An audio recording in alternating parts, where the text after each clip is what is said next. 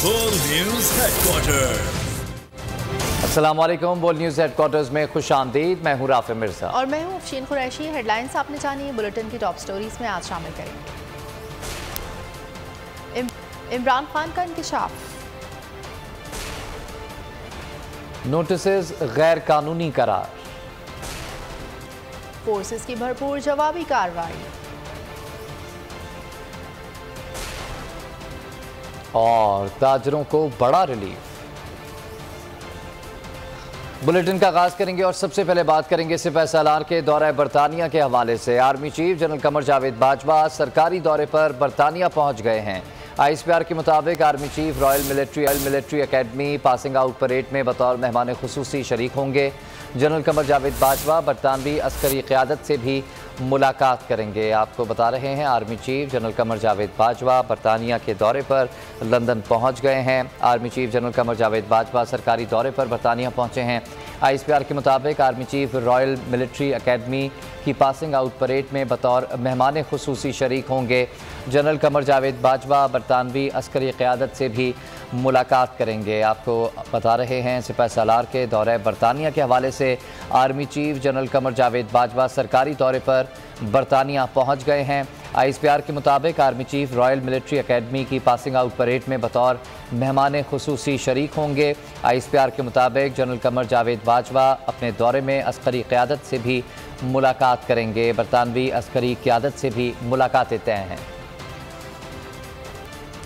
Regime change साजिश आगे चल रही है। प्लान है कि मुल्क की सबसे बड़ी जमात को फौज से लड़ाया जाए।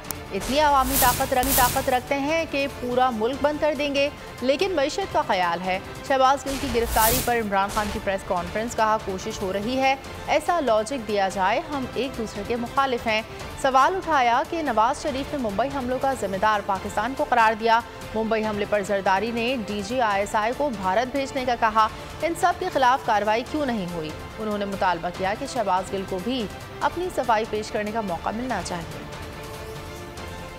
आज वो आगे चल रही है वो साजिश, और मैं उस साजिश की आज पहले एक चीज से शुरू करता हूँ। इस खौफनाक साजिश के अंदर एक प्लान बना हुआ है कि मुल्क की सबसे बड़ी पॉलिटिकल पार्टी को अपनी फौज के साथ लड़ा दिया जाए। कि जब मुंबई के अटैक हुआ, दहशतगर्दी का अटैक हुआ मुंबई में, तो आसिफ जरदारी ने एक बयान दिया था कि पाकिस्तान का जो DG ISI है उसको मुंबई भिजवाया जाए। और फिर यही आसिफ जरदारी हुसैन हक्कानी के जरिए अमरीकनों को मैसेज पहुंचाता है कि अमरीकनों को कह रहा है कि पाकिस्तान की फौज से आसिफ जरदारी को बचाए। यही जब मुंबई अटैक्स हुए तो इसने नवाज शरीफ सबसे पहले बोला कि वो जो एक लड़का वो कौन से गाँव में था पाकिस्तान में जिधर से अटैक हो, इसने किम बाकर को एक इंटरव्यू दिया था और इसने उस इंटरव्यू में बता दिया कि वो पाकिस्तान से। डॉन लीक्स के अंदर नवाज शरीफ इसकी गवर्नमेंट बाकायदा ये कहती है कि जो दहशतगर्दी हिंदुस्तान के खिलाफ हो रही है उसमें पाकिस्तान की ISI मतलब वैसा पाकिस्तान की फौज। और नरेंद्र मोदी बार बार पाकिस्तान के सिपह सलार जो तब थे जनरल रहील बार बार ये कहते थे कि वो दहशतगर्द है, दहशतगर्दों का सरदार है। तो आज ये बताया जा रहा है कि हम अपनी फौज के खिलाफ हैं और ये अब मुहिब वतन वो पाकिस्तानी बन गए हैं जो कि आके हमें गद्दार कह रहे हैं।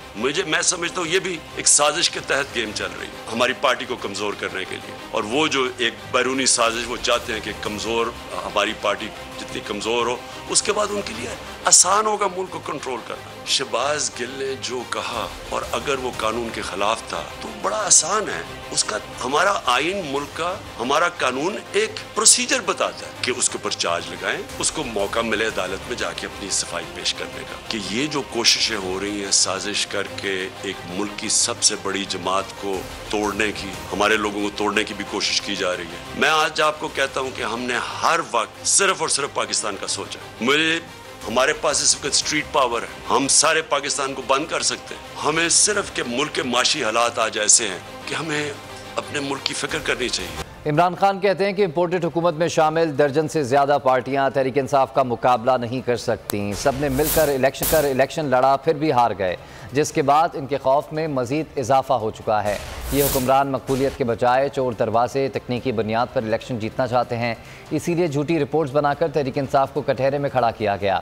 इमरान खान ने कहा कि इलेक्शन कमीशन साजिश से PTI पर पाबंदी लगाना चाहती है। तोशाखाना केस में मुझे नाअहल कराने की कोशिश हो रही है। नवाज शरीफ ने तोशाखाना से 1 और आसिफ अली जरदारी ने 3 गाड़ियाँ लीं। इमरान खान ने कहा कि ममनुआ फंडिंग केस कुछ भी नहीं है, इन हुक्मरानों के अरबों डॉलर बाहर पड़े हैं, मेरा जीना बनना पाकिस्तान में है।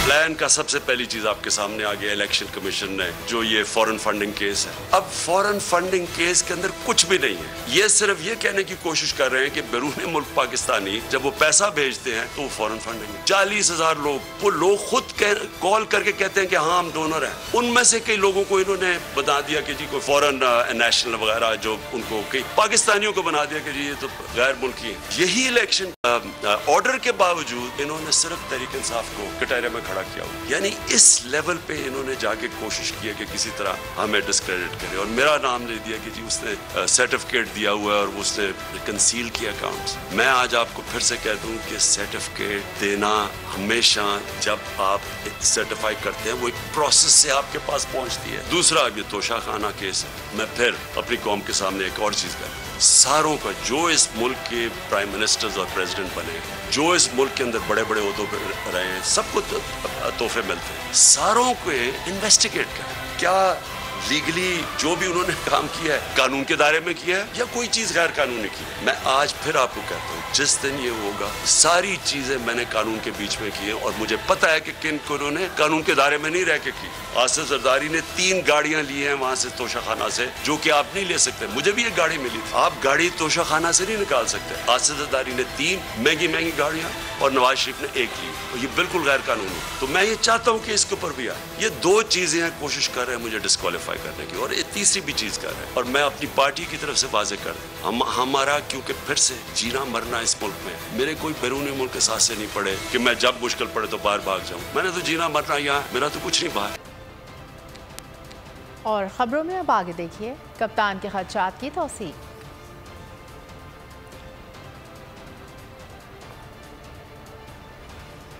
और 2 दहशतगर्द हलाक। असद उमर ने शहबाज गिल की गिरफ्तारी गैर कानूनी करार दे दी। कहते हैं मीडिया को निशाना बनाया जा रहा है। ARY के बाद सबकी बारी आने वाली है। लाहौर में न्यूज़ कॉन्फ्रेंस के दौरान कहा, पाकिस्तान की सबसे बड़ी जमात और फौज में गलतफहमियां पैदा करने की कोशिश की जा रही है। मुराद सईद ने कहा, ऑपरेशन रिजीम चेंज का अगला मरहला शुरू हो चुका। तहरीक इंसाफ को टारगेट करके मखसूस जमात की वापसी का प्लान किया जा रहा है। और यहाँ आपको बताएं कि इस्लामाबाद हाई कोर्ट ने FIA की जानिब से पाकिस्तान तहरीक इंसाफ को भेजे गए नोटिस गैर कानूनी करार दे दिए हैं। अदालत ने नोटिस जारी करने के तरीक़ाकार को खिलाफ ज़ाब्ता करार दे दिया। 5 अगस्त को जारी नोटिस सर्कुलर के मुताबिक नहीं, क्या FIA के हर विंग का अलग तरीक़ेकार है। जिसको तलब किया जाए उसको इल्ज़ामात से मुतालिक आगाह किया जाए। कायम मुकाम चीफ जस्टिस आमिर फारूक के दौरान समाअत रिमार्क्स। नोटिस जारी करने का तरीक़ेकार खिलाफ ज़ाब्ता करार। इस्लामाबाद हाई कोर्ट में PTI के जिम्मेदारान के खिलाफ FIA की कार्रवाई का मामला उठाया गया। दरख्वास्त गुजार के वकील शाह खावर ने दलाइल में कहा, जल्दबाजी में FIR दायर करना बदनीयती जाहिर करता है। 1 रोज़ कबल वज़ीर दाखिला ने बयान दिया था कि हम लोगों को गिरफ्तार करेंगे। जस्टिस आमिर फारूक ने रिमार्क्स दिए, FIA के जारी नोटिस गलत हैं। इन नोटिस को जारी करने में तरीक़ेकार मुकम्मल नहीं किया गया। FIA तहकीकात में कानूनी तरीक़ेकार मुकम्मल करे। अदालत ने पाकिस्तान तहरीक इंसाफ को भेजे गए नोटिस गैर कानूनी करार देते हुए दरख्वास्त निपटा दी। PTI फंडिंग केस का मामला, FIA की जानिब से तहरीक इंसाफ के रहनुमाओं को नोटिस भेजे जाने का सिलसिला जारी है। महमूद रशीद आज FIA के सामने पेश होंगे। FIA ने पेशी के मौके पर सिक्योरिटी मांग ली। कासिम सूरी को भी नोटिस भेज दिया गया। सद कैसर ने FIA की तलबी को चैलेंज कर दिया। हुकूमत के ओछे हथकंडे, तहरीक इंसाफ के रहनुमाओं को खौफजदा करने की कोशिशें। FIA in action. PTI के खिलाफ ममनुआ फंडिंग केस में PTI रहनुमाओं की तलबी का सिलसिला जारी है। महमूद रशीद आज FIA के सामने पेश होंगे। FIA ने तलबी के मौके पर सिक्योरिटी मांग ली। SSP सिक्योरिटी को सिक्योरिटी तैनात करने के लिए खत लिख दिया। FIA कोयटा की तरफ से कासिम सूरी को भी नोटिस भेज दिया। FIA कोयटा ने तहरीक इंसाफ बलूचिस्तान के मजीद 3 रहनुमाओं को नोटिस जारी कर दिए। इनमें साबिक गवर्नर ज़हूर आगा, दाऊद खान काकड़ और वहाब आगा शामिल हैं। तहरीक इंसाफ के रहनुमाओं को बैंक अकाउंट में भारी रकम की मुंतकिली पर तलब किया गया है। साबिक स्पीकर कौमी असेंबली असद कैसर ने FIA के नोटिस को अदालत में चैलेंज कर दिया है। उन्होंने वकील बैरिस्टर गौहर अली के जरिए दरखास्त दायर की। असद कैसर ने दरखास्त में मौक़िफ़ इख्तियार किया कि ये इलेक्शन कमीशन का दायरा इख्तियार है, FI का नहीं। कराची के ताजरों ने मार्केट बंद करने की पाबंदी खत्म होने की उम्मीद लगा ली। कहते हैं हुकूमत दाल रोटी भी छीनना चाहती है। कामकाज से वापसी पर ही शहरी खरीदारी पर निकलते हैं। बिजली की बचत का फॉर्मूला नाकाम हो गया क्योंकि लोड शेडिंग में कोई कमी नहीं हुई। मौसम का अहवाल शामिल करेंगे। आपको बताएं कि गरजते स्याह बादल और तेज़ हवाओं ने कराची को आ घेरा। बारिशों की पेशगोई हकीकत का रूप धार गई। मुख्तलिफ इलाकों में मूसलाधार बारिश हुई। गर्मी और हब्स की छुट्टी हो गई। शाह फैसल में सबसे ज़्यादा बारिश रिकॉर्ड की गई, लेकिन बारिश के साथ ही मेट्रोपॉलिटन का बड़ा इलाका बिजली से महरूम हो गया। स्याह बादल एक बार फिर शहर कायद पर बरस पड़े। हब्स और गर्मी का जोर टूट गया। खुशगवार मौसम से लुत्फअंदोज होते शहरी झूम उठे। कराची के मुख्तलिफ इलाकों में हल्की और तेज बारिश ने जल थल एक कर दिया। देखते ही देखते सड़कें तालाब बन गयीं कि इलेक्ट्रिक का निजाम भी ठुस हो गया। 250 फेडर ट्रिप होने से कई इलाके बिजली से महरूम। लांडी, मलीर, शाह फैसल कॉलोनी, कस्बा colony, new Karachi, Sarjani, old city के मुख्तलिफ इलाकों में बारिश के बाद बिजली मअतल है। के इलेक्ट्रिक का कहना है कि नशेबी इलाकों में जहां पानी मौजूद है वहां अज खुद बिजली बंद की गई है। बारिश ने हमेशा की तरह नीपा चौरंगी को फिर डबो दिया। सड़क पर पानी की निकासी बारिश रुकने के बाद भी अब तक न हो सकी। पानी के बाइस कई घंटों तक शदीद ट्रैफिक जैम रहा। महकमा मौसमियात के मुताबिक कराची में वक्फे वक्फे से बारिश का सिलसिला 14 अगस्त की शाम तक जारी रहेगा। भारत में मौजूद 2 मानसून सिस्टम यके बाद दीगरे सिंध पर असर अंदाज होंगे। जुमेरात और जुमे को शहर में मूसलाधार बारिशों का इम्कान है। महकमा मौसमियात ने मुमकिना अर्बन फ्लडिंग के खदशात से मुताल्लिका महकमों को आगाह कर दिया। आज सबसे ज्यादा बारिश फैसल बेस पर 55 मिलीमीटर रिकॉर्ड की गई। कायदाबाद 45, जिन्हा terminal 6.35, old terminal 35 millimetre, Korangi 8.34, गडाब 4.34, DHA 9.33, सदर 33, सादी टाउन में 8.31 मिलीमीटर बारिश रिकॉर्ड की गई। और अब खेलों की खबरों में आपको बताएंगे कि दौरा नीदरलैंड्स के लिए पाकिस्तान क्रिकेट टीम की तैयारियां जारी हैं। तरबियती कैंप में खिलाड़ियों ने भरपूर मशक़ी की। पाकिस्तान शाहीन्स के खिलाफ प्रैक्टिस मैच खेला गया। ग्रीन शर्ट्स जुमे को नीदरलैंड्स रवाना होंगे। वनडे सीरीज 16 अगस्त से शुरू होगी। कॉमनवेल्थ गेम्स में 125 किलोग्राम कैटेगरी के रेसलिंग मुकाबलों में सिल्वर मेडल जीतने वाले पहलवान जमान अनवर गुजरांवाला पहुंच गए। घर पहुंचने पर शानदार इस्तकबाल किया गया। कौमी हीरो ने मेडल मुल्क के नाम कर दिया। कॉमनवेल्थ गेम्स में 125 किलोग्राम कैटेगरी के रेसलिंग मुकाबलों में सिल्वर मेडल जीतने वाले पहलवान जमान अनवर अपने घर गुजरांवाला पहुंच गए। कौमी हीरो का अहले खाना, अजीज व कारिब और अहले इलाका ने शानदार इस्तकबाल किया। फूलों की पत्तियां निछावर करने के अलावा मिठाइयां भी तकसीम की गयीं। 57 किलोग्राम कैटेगरी में ब्रॉन्ज मेडल जीतने वाले रेसलर असद अली भी गुजरांवाला पहुंचे। वालिदैन बेटे की कामयाबी पर खुशी से निहाल और अल्लाह पाक के शुक्रगुजार हैं। मैं बहुत खुश हूँ और इंशाअल्लाह को कोशिश करांगे कि अल्लाह ताला गोल्ड मेडल भी नसीब करे साडे। मेरी माँ प्यो की दुआ सी, भैन भरा दी अल्लाह दे दुआवां दे नाल नवाज़िया। अल्लाह का शुक्र है, लाख ते करोड़ होई अल्लाह ने मेडल दिता है। बेतरा पहलवान जमान अनवर ने सहूलियात के फुकतान का शिकवा भी किया। कमी तो नहीं कह सकते, हाँ ट्रेनिंग का बोला था अपना स्पोर्ट को कि हमें इंटरनेशनल ट्रेनिंग की ज़रूरत है।